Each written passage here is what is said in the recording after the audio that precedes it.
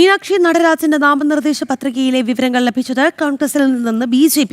മീനാക്ഷിയുടെ പത്രിക തള്ളിയതിനെതിരായ ഹർജി സുപ്രീംകോടതി നാളെ പരിഗണിക്കും. Justice Prashant Kumar Mishra, justice AS Chandurkar എന്നിവരടങ്ങിയ ബെഞ്ചാണ് ഹർജി പരിഗണിക്കുന്നത്. നാമനിർദ്ദേശ പത്രിക പിൻവലിക്കാനുള്ള അവസാന ദിനം വ്യാഴാഴ്ചയാണ്. അതിനാൽ തെരഞ്ഞെടുപ്പ് ഫലം പ്രഖ്യാപിക്കുന്നത് തടഞ്ഞുകൊണ്ട് ഉത്തരവിടണമെന്ന് അഭിഷേക് സിംഗ്വി അഭ്യർത്ഥിച്ചു. മീനാക്ഷി നടരാജനെതിരെ കോടതി കുറ്റം ചുമത്തുകയോ നടപടികളിലേക്ക് കടക്കുകയോ ചെയ്തിട്ടില്ല. ജനപ്രാതിനിധ്യ നിയമം അനുസരിച്ച് കോടതി നടപടികൾ ആരംഭിച്ച കേസുകളുടെ വിവരങ്ങൾ മാത്രമാണ് വെളിപ്പെടുത്തേണ്ടത്. അതിനാൽ നിയമപരമായി നിലനിൽക്കാത്ത കാരണം ഉന്നയിച്ചാണ് വരണാധികാരി പത്രിക തള്ളിയതെന്നും സിംഗ്വി പറഞ്ഞു.